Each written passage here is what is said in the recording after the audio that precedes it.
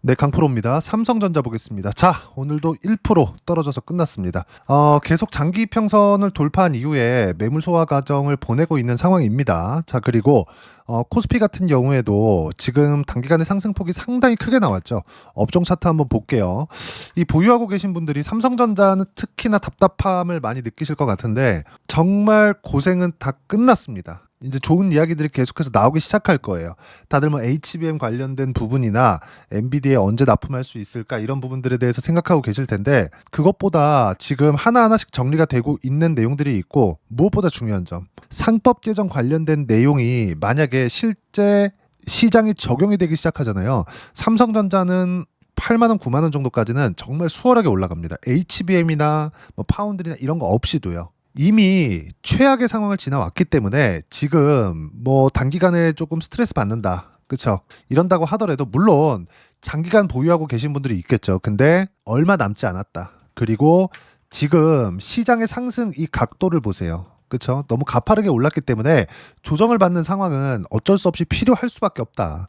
그리고 시장 조정을 주기 위해서는 삼성은 시장에서 벗어날 수 없는 종목이거든요. 무슨 얘기냐면 시장이 어느 정도 가격적인 부담을 느꼈을 때 그리고 기간 조정이 필요할 때 최소한의 가격 조정을 받아야 될 때 지금과 같은 상황이죠.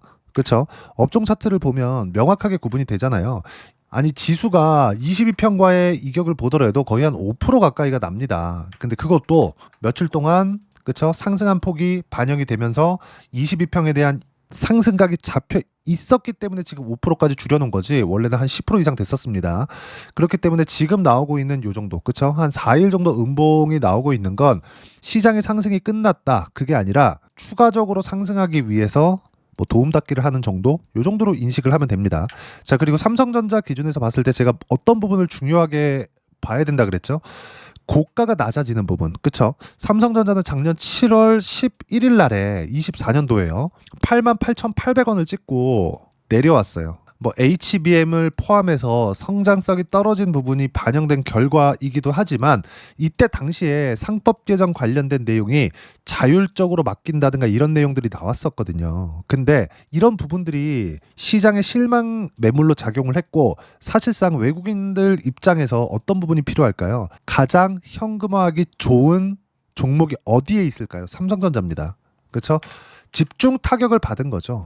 자, 그리고 지금 이 최악의 구간을 지나온 지금에 있는 이 주가는요. 삼성전자가 다시 23년도에 발생했었던 안 좋은 실적들이 또 나온다고 하더라도 5만 원을 깨고 추세가 무너진다. 이 상황은 절대로 벌어지지 않는다. 그렇죠? 자, 기준을 하나 잡아 드릴게요. 삼성전자가 빠지잖아요. 그러면 환율이 튑니다. 그렇죠? 환율이 튄다는 건 뭐예요? 원화 가치가 1달러를 사는데 더 많이 줘야 된다는 거잖아요. 원화 가치가 낮아진다는 겁니다. 그러면 달러 가치가 상대적으로 강해지겠죠. 그렇죠? 그래도 한국이 반도체 플러스 자동차 그렇죠? 수출을 상당히 많이 합니다. 손에 꼽을 정도로 많이 해요. 그런데 한국의 원화 가치가 박살이 난다? 그럼 달러 가치에도 영향을 줄 수밖에 없습니다. 이건 어쩔 수가 없어요. 아무리 우리가 기축통화국이 아니라고는 하지만 원화의 변동성이 급격하게 변화할 때 달러의 가치는 변화할 수밖에 없는 거죠. 이 부분을 반드시 생각을 하셔야 돼요. 그럼 우리가 이거를 뒤집어서 생각을 해볼게요. 지금 1350원 그쵸? 대략 한 1380원에서 90원 정도였을 때 작년 12월 달에 계엄이 터지면서 1430원 정도까지 올라갔고 그리고 나서 추세를 타고 1480원에서 1490원까지 찍고 나서 내려온 가격대입니다. 무슨 얘기냐면 지금 환율이 1350원대에서 등락을 보이고는 있지만 아직까지도 높은 위치에 있다는 겁니다. 그러면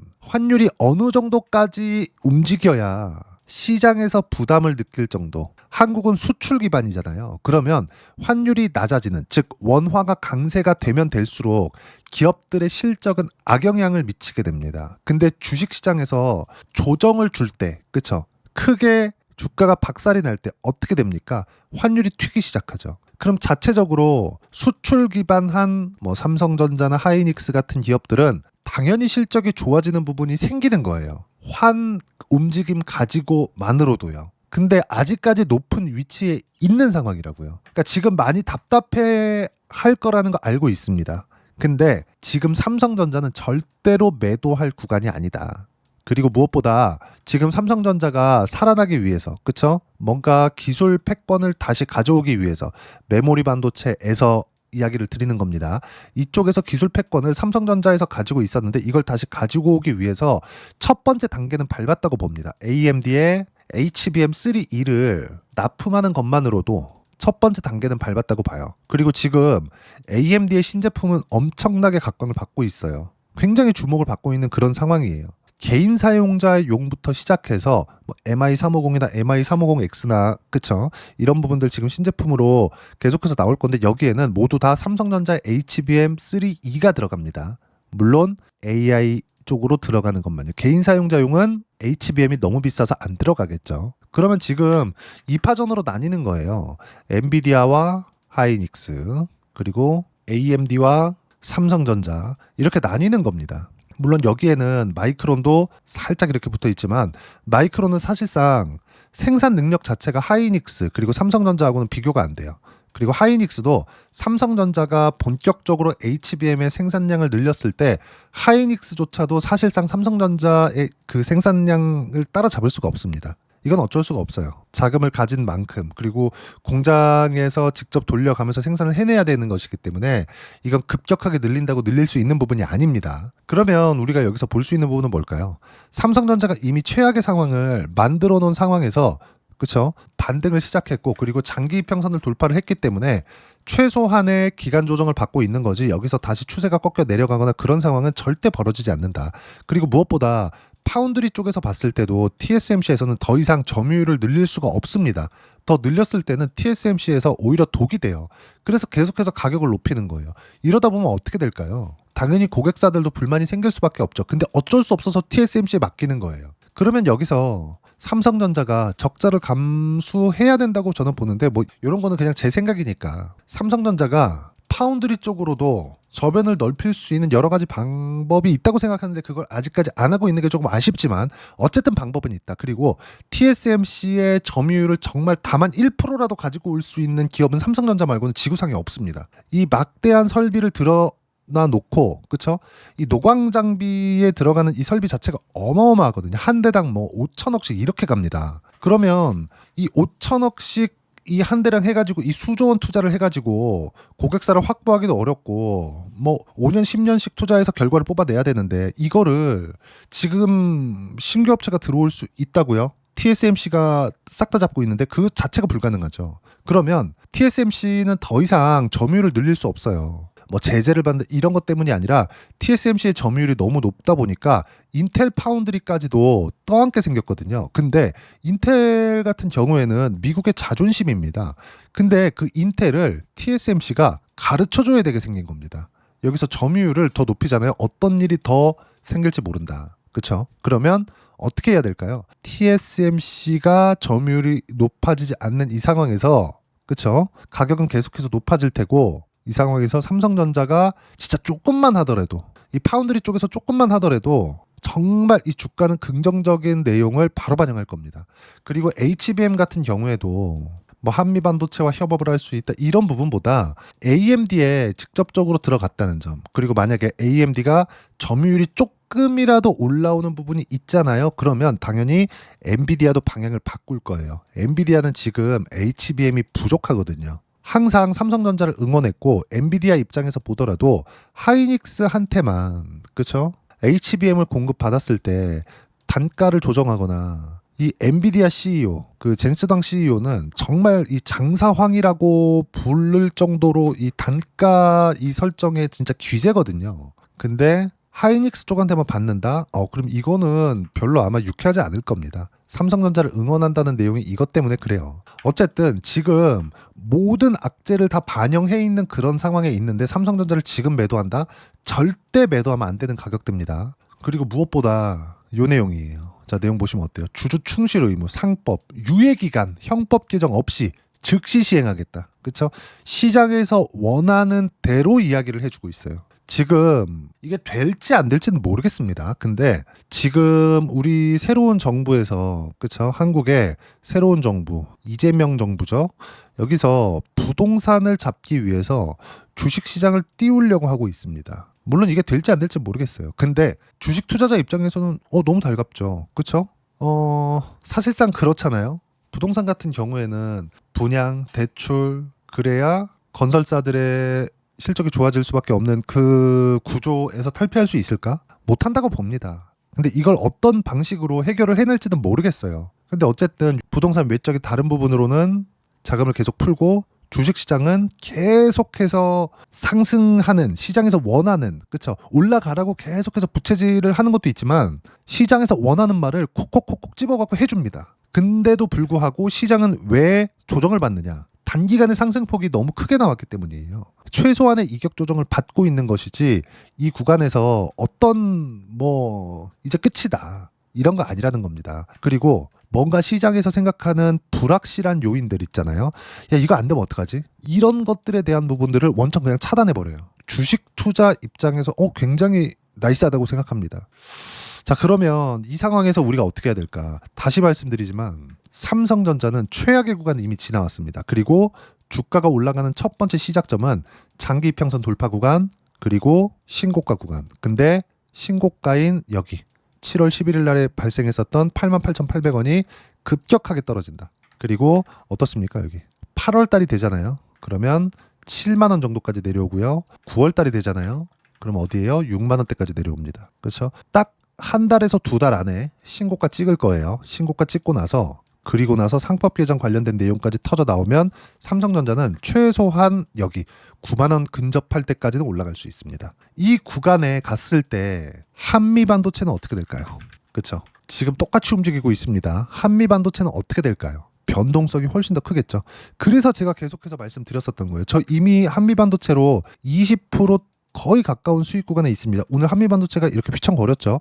장중에 한 3에서 한 4% 정도 떨어지고 나서 종가 한 2% 정도 지금 하락한 구간에 있는데, 그렇죠? 1.5% 정도죠. 이 상황에서도 그냥 안 팔아요. 이미 수익 구간에 있고 삼성전자가 너무 싼데 삼성전자와 한미반도체 관계 알고 있습니다. 근데 삼성전자가 안 빠지는 건 지금까지 제가 말씀드린 내용처럼 반도체 경기가 계속해서 좋아질 수밖에 없는 구조가 만들어져 있기 때문에 그래요. 미국 시장 같은 경우에도 지금 어떤 상황이에요? 신고가 찍었습니다. 이 상황이에요. 그러면 지금 삼성전자를 지금 여기서 판다? 절대 불가능하다. 환율이 우리가 1,490원을 보고 와서 그렇지 1,350원대도 굉장히 높은 환율 레벨이라는 거죠. 달러를 가지고 있는 게 있다면 지금이라도 달러를 팔아도 전혀 문제가 없는 그런 가격대에 있다는 거죠. 어쨌든 지금 우리가 봐야 되는 부분은 반도체 경기 전혀 문제 없다. 그리고 삼성전자 HBM에 대한 첫 발은 이미 뗐다. 그리고 파운드리 쪽도 TSMC가 더 이상 점유율을 높일 수가 없는 상황이다. 그러면 당연히 삼성전자 쪽으로 들어올 수밖에 없어요. 퀄컴이나 이런 쪽으로 지금 조금씩 이야기가 나오고 있는 것도 그것 때문에 그렇습니다. TSMC는 이미 과포화되어 있는 상태이기 때문에 이 상황에서 추가적으로 늘릴 수가 없는 그런 상황입니다. 그러면 우리가 봐야 되는 부분은 삼성전자를 보유하고 있다면 내가 그냥 보유하면 됩니다. 절대 매도하지 마세요. 이 상황에서 한미반도체 포함해서 반도체 중급 종목군들, 그렇죠? 그리고 HBM 장비 쪽을 함께 공략을 하세요. 삼성전자 무조건 다 삼성전자로 먹어야 돼. 그럴 필요 있나요? 돈만 먹으면 되지. 그리고 아까 전에 말씀드렸었던 대로 상법 개정 관련된 내용을 정부 단에서 계속 시장에서 원하는 말을 해준다. 이건 진짜 너무 나이스한 일입니다. 단지 너무 안 좋은 상황을 지나왔기 때문에 고가를 돌파하는 데 시간이 걸릴 뿐이다. 그렇죠? 그리고 삼성전자와 함께 한미반도체와 같은 종목군들 그리고 주도주들을 어떻게 공략하는지는 제가 여기 소통방에서 무료로 공유를 해드리고 있습니다. 자, 오늘 같은 경우에도 마찬가지예요. 자, 제가 항상 강조드리는 내용들이 있죠. 주도주만 해야 된다고. 그 주도주 중에서 가장 강한 종목, 최근에 원전입니다. 그 중에서 두산에너빌리티예요. 어떻습니까? 두산에너빌리티 저 이미 150%대 수익 구간에 있습니다. 그러면 이 150%대 수익 구간에 있음에도 불구하고 장중에 이렇게 변동폭을 줘요. 근데 어떻습니까? 2% 상승 중. 이거 오전 11시 20분이거든요. 근데 어때요? 2% 상승 중. 고가 대비 7% 하락. 종가 기준 64,700원 못 지키면 장 마감 후에 물량 중 50%만큼 매도 예정. NXT 시장에서 주문을 넣으면 되니까 장 마감하고 매도 주문을 넣어도 되죠. 그렇죠? 그리고 타점 공유할 때 매매하면 된다. 아직은 몽땅 보유해라. 그렇죠?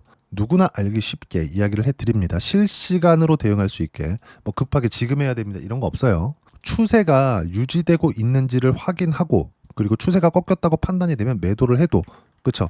한 가지만 포기하면 돼요. 내가 가장 싸게 살라는 것, 가장 비싸게 팔고 싶은 것 이것만 포기하자고요. 내가 10을 수익을 보다가 이게 뭐 한 9, 8 이렇게 떨어졌어요. 내가 총 수익에서 한 10%, 20% 포기를 했어. 10%, 20% 손실을 봤다는 게 아니라 내가 10의 수익을 보고 있다가 이 10 안에서 1이나 2를 포기했다는 소리입니다. 그럼 이 상황에서 우리가 매도할 수 있어야 된다고요. 제가 이따가 보여드릴게요. 제 계좌 오픈해서. 이런 내용들을 소통방에서 이야기를 드리는 거고 여기 보시면 장 마감하고서도 코스피 코스닥 기간 조정 중 단기 상승폭이 컸기 때문에 당연한 조정이다. 그리고 쭉 이렇게 보면 지난주에 방산 하나시스템은 50% 수익 매도했고 두산에너빌리티는 추세가 아슬아슬하게 유지해가고 있는 상태라서 관련돼 있는 종목군들을 매수할 필요가 없다. 이미 두산에너빌리티에 충분한 물량이 들어가 있기 때문에 그렇습니다. 비중이 높다는 소리죠. 그리고 코스피 조정은 기간 조정으로 이격을 줄이는 정도에서 마무리될 수 있고 2에서 3일 정도 더 될 수 있다. 이후엔 카카오 상법 개정 관련된 섹터를 공략할 예정이다. 상법 개정 관련된 거 봤죠? 그리고 여기 삼성전자도 포함됩니다. 그리고 주도 섹터는 제가 매일매일 체크를 해드리는데 원전, 조선, 반도체, 화장품, 상법 개정 관련 섹터 이 안에서만 매매하는 겁니다. 이 모든 내용들을 소통방에서 무료로 공유를 해드리고 있으니까 구독과 좋아요 눌러주시고요. 댓글 하나씩 달아주시면 무료 입장 가능하고요. 입장 링크 여기 010-8713-1916으로 구독이라고 문자 보내주시면 소통방 입장 링크 순차적으로 공유를 해드리도록 하겠습니다. 자, 그러면 소통방에서 진행하는 내용 똑같이 따라서 매매를 했을 때 어느 정도까지 수익 구간 만들어낼 수 있는지 그 부분은요. 한미반도체 먼저 보시죠. 자, 내용 보시면 어떻습니까? 그쵸? 이번에 매매했죠? 삼성전자의 반등을 보고 나서 매매를 한 겁니다. 그쵸? 뭐 수익 보고 손실 보고도 있었지만 5월 8일, 6월 10일 이렇게 매매한 결과 지금 20% 전후의 수익 구간에 있습니다. 아직 안 팔았어요. 자, 그리고 아까 전에 말씀드렸었던 그쵸? 두산에너빌리티를 보더라도 어때요? 신고가 이후에 매수하죠. 그렇죠. 확인을 해야 된다는 겁니다. 가장 싸게 살 생각은 갖지 마세요. 그런 결과 어때요? 67% 언제? 5월 30일 날. 그리고 다시 매수를 다시 했습니다. 팔고 다시 산 거죠. 그런 결과 지금까지 보유를 했는데 150%대 수익 구간에 있다는 점. 이 모든 내용들 소통방에서 무료로 공유를 합니다. 뭐 하나만 더 볼까요? 반도체 쪽에 대해서 이야기를 드렸으니까 확대시켰을 때 어떻게 봐야 되는지 그 부분인데요. 자, 내용 보시면 어때요? 자람 테크놀로지 같은 종목군들, 그쵸? 신고가 이후에 매매하죠. 24년도에요. AI, HBM, 온디바이스 AI 이렇게 확대된 결과 자람 테크놀로지까지 상승폭이 확대되기 시작했고 이것도 삼성전자 하이닉스가 강한 시세를 유지하고 있었을 때 이런 시세가 나오는 겁니다. 그쵸? 어때요? 75%씩. 이런 시세가 신고가 구간에서 터진다. 이 모든 내용들을 소통방에서 무료로 공유를 해드리고 있으니까 구독과 좋아요 눌러주시고요. 댓글 하나씩 달아주시면 무료 입장 가능하고요. 입장 링크 여기 010-8713-1916으로 구독이라고 문자 보내주시면 소통방 입장 링크 순차적으로 공유를 해드리도록 하겠습니다. 자, 그러면 이렇게 70%씩 그쵸? 이렇게 공략하기 위해서 신고가를 공략해야 되는데 어떤 부분을 봐야 될까? 그 부분은요. 여기 삼성전자의 단기 보유 전략. 단기는 2주입니다. 2주 동안 내가 어떻게 수익 구간 만들 것인지 그 부분이고 그러기 위해서는 가격에 대한 부분 중요하고요. 가격에 대한 이해가 되었을 때 주도주, 신고가 두 가지 내용에 대해서 이해가 될 텐데 이 두 가지 내용 모두 무료로 공유를 해드리도록 할 테니까 구독과 좋아요 눌러주시고요. 010-8713-1916으로 삼성전자라고 문자 보내주시면 단기 가격 전략 함께 공유해드리도록 하겠습니다. 자, 정말 어려운 시장입니다. 올라갈만 하면 쉬는 구간도 있고 이 쉬었을 때는 이게 추세가 꺾이는 건지 안 꺾이는 건지도 모르겠고 근데 한 가지 분명한 건 정부에서 주식시장을 밀고 있다. 근데 이제 한 달이 조금 못 됐다. 그쵸? 돈 벌 기간이 최소한 2년은 남아 있습니다. 그 구간에서 우리가 신고가에 대한 이해가 된다면 정말 큰 수익 낼 수 있습니다. 그리고 지금 삼성전자 절대 매도할 구간 아니고요. 삼성전자와 함께 어떤 종목, 그쵸? 어떤 주도주를 공략해야 되는지 제가 딱 한 종목만 준비를 해놨으니까 영상 끝까지 시청하시고요. 모든 분들이 성공 투자하셨으면 참 좋겠습니다. 네, 주식 투자를 할 때 항상 체크해야 될 부분이 있습니다. 자, 제가 영상 초반부에도 이야기를 드렸지만 항상 주식 투자에서의 시세, 즉 주식 시세는 가격이 먼저 반영한다는 점입니다. 자, 어떤 호재나 악재를 찾으실 텐데 그런 호재나 악재를 찾아서 우리가 매수와 매도를 반복했을 경우에는 주식 시세가 올라가는 과정에서 꼭 내 것만 털리고 올라가는 경우가 비일비재했을 겁니다. 제가 매매를 했었던 종목군들 중에서 어떤 식으로 시세가 진행되고 연결이 되기 시작했었는지 그 부분에 대해서 한번 체크를 해보고 넘어가도록 하겠습니다. 자, 제가 먼저 조회를 눌러서 이야기를 드릴 텐데 이렇게 조회를 눌러서 먼저 보여드리는 건 조작이 불가능하다는 걸 먼저 보여드리는 거고요. 자, 내용 한번 보겠습니다. 자, 재룡산업 시세 구간, 올라가는 구간 확인하고 나서 매매를 한 경우에 34%대 수익 구간. 자, 다음 종목 한번 보겠습니다. 한화오션 신고가 이후에 다시 상승하는 구간, 그리고 수익 구간은 57%까지 늘어나는 부분이 있습니다. 공통점이 있다는 겁니다. 먼저 돌려보면서 이야기를 드리도록 할게요. ABL 바이오. 자, 이것조차도 마찬가지죠. 시세 이후에 다시 큰 폭의 급등 구간, 그리고 76%까지 시세 구간이 발생했다는 점. 어떤 종목이든 가격대가 올라가는 부분이 먼저 나왔다는 게 핵심 포인트예요. 자, 다음 종목 보겠습니다. 자, 자람 테크놀로지입니다. 어떻습니까? 이것조차도 마찬가지죠. 74.8%의 수익 구간을 냈는데 단 3일 걸렸습니다. 시세가 나왔었던 구간은 동일하게 신고가 이후에 발생했다는 점. 그리고 마지막으로 두산 에너빌리티. 두산 에너빌리티도 계속해서 상승 구간을 만들어가고 있지만 당연히 신고가 이후에 시세가 나오고 있다는 점. 호재나 악재 때문에 이 내용으로 인해서 주가가 올라가는 것은 맞지만 어디든 간에 가격이 먼저 반영하는, 즉 신고가 구간 이후에 50%, 60%, 70%대 수익 구간이 나올 수 있다는 점. 자, 우리가 세력들도 아닌데 계속해서 시장을 추적 관찰할 수 없겠죠. 가장 효율적으로 볼 수 있는 방법에 대해서, 그리고 거기에 맞는 종목을 딱 한 종목만 준비를 해왔습니다. 자, 첫 번째 주도주 공유에 대한 부분인데 수익률 기대치는 15에서 30% 안쪽으로 잡는다. 물론 추가적으로 상승할 수도 있겠지만 허황되게 200% 올라간다, 300% 올라간다, 이렇게 보기 위해서는 우리가 충분한 시간 투자가 필요합니다. 하지만 우리가 정작 조정이 오기 전에 안정적으로 보유할 수 있는 그 시간은 길어봤자 2주 안에 끝내야 되는데, 그 안에 나올 수 있는 조정 구간까지 포함해서 나올 수 있는 수익률 기대치는 15에서 30%가 적당하고 시장에 도움이 있었을 때 추가적으로 상승을 하는 겁니다. 자, 그러면 이 세 가지 조건을 만족해야 됩니다. 자, 첫 번째, 직전 3개월 가장 강했었던 업종. 아까 전에 말씀드렸죠? 신고가 구간에 있었던 종목군들이라는 점. 자, 그리고 3개년 연속 순이익, 즉 단기 순이익 전망치가 증가하는 거지 실제 실적이 좋아지면 주가는 이미 높은 위치에 있는 겁니다. 단순히 가격이 올라갔다고 해서 높은 위치에 있다는 게 아닙니다. 무슨 얘기냐? 실적이 올라간 만큼 주가가 그만큼 올라와 있다면 그건 비싼 주식이 되겠죠. 앞으로 나올 수 있는 예상치에 대한 실적보다 주가가 더 낮은 위치에 있어야 돼요. 하지만 가격이 올라가는 건 다른 거다. 그래서 전망치가 증가한 종목을 찾자. 자, 그리고 가장 중요한 점. 올라가려면 돈이 필요하겠죠. 즉 매집봉이 들어와서 가격대를 올리고 외국인이나 기관들, 즉 세력들의 미친 매집 구간을 확인을 해야 된다. 자, 그럼 어떤 종목이냐? 제가 이렇게 준비를 해왔고요. 자, 주도주 공유. 아까 전에 말씀드렸죠. 15에서 30% 2주 안에 낼 수 있는 수익률에 대한 기대치입니다. 자, 그리고 이렇게 준비해온 종목에 대한 부분은, 자, 폭등 전에 꾸준하게 매집 구간이 발생했다는 점, 그리고 상승하는 구간에서도 계속해서 거래 대금이 늘어나고 있었다는 점, 그리고 직전 3개월 내 신고가 돌파 종목. 그쵸? 분명히 시장이 어떤 상황이든 간에 주가가 올라가는 상황이 나와야 되고 올라가는 과정 안에서 반드시 거래 대금은 늘어날 수밖에 없습니다. 자, 그리고 지금 현재 시세가 나오기 전 마지막 매수 기회 구간에 있습니다. 여기서 가장 중요한 건 올라가는 구간에서 거래가 늘어난 거 보이죠? 그리고 옆에 제가 세력들의 매수세를 체크한 내용을 보시면 올라가는 구간별로 거래 대금이 늘지만 올라갈 때 외국인과 기관의 매수세가 지속적으로 들어왔다는 점.